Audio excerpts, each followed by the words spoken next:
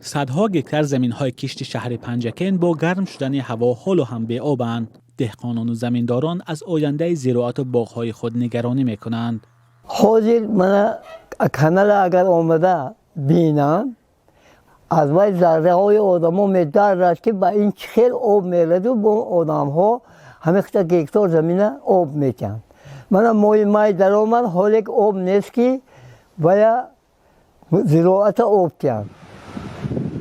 بیشتر زمین‌های کشت این شهر از کانال مرغدر آبیاری می شود که درازی 35 کیلومتر است. از بس که بیشتر زمین‌ها نسبت رودخانه در بلندی قرار دارند، آب را تا به زمین‌های لب تشنه پایگاه‌های آبکشی باید انتقال دهند، پایگاه‌هایی که اکنون کار نمی‌کنند.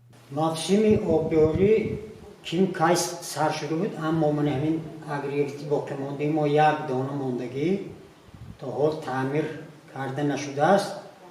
از سال 1991 این جانب مأموریت خواجگی آبی شهر پنجکین یگان کس آمده خبر نگرفته است یا نگفته است که تعمیر جاری کرده میتیم. 840 گکتر زمینی که همین پایگاه آب میخورد همش منتظری همین آب زمین خوش شده رفته است. نهالها خوش کشت نیست، یگان کس از همین پایگاه کارتوشکا کش نکرده است تو که آب نیست.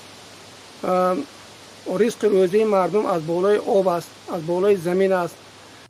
رسا یک سال پیش با شرکت امام علی رحمان پرزیدنت کشور در موضع دشت قاضی شهر پنجکین خط آب پالایزی مورد استفاده قرار گرفت. این لوله آب از مسافه 1280 متر برای به گردش کشاورزی درآوردن 200 گکتر زمین کشیده شده بود.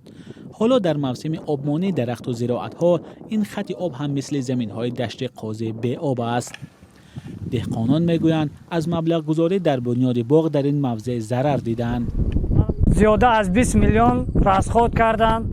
دانه نهالو هر یک دانش از 5 تا 8 دلار می ایستد. مردم خریده آمدگی شخصا خودی من زیاده از 75,000 تومان رصدخواد کردم، لیکن حاضر نتیجه نیست، آب نیست. از بس که پایگاه‌های آبکشانی کار نمی‌کنند و کانال‌های آبگذر هم تازه ناکرده است، بعضی دهقانان درختان خود را دستی آب می‌دهند. من همین خیلی ماشین که هر چقدر آب آورده من هم خیلی رخته گشتم یا اون کس اعتبار نمی‌تید همون نسوس با.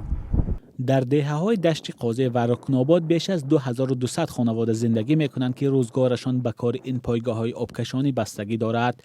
اگر تا چند وقت دیگر به اینجا آب نآید، در آخر بهار موسم خزان آغاز خواهد شد.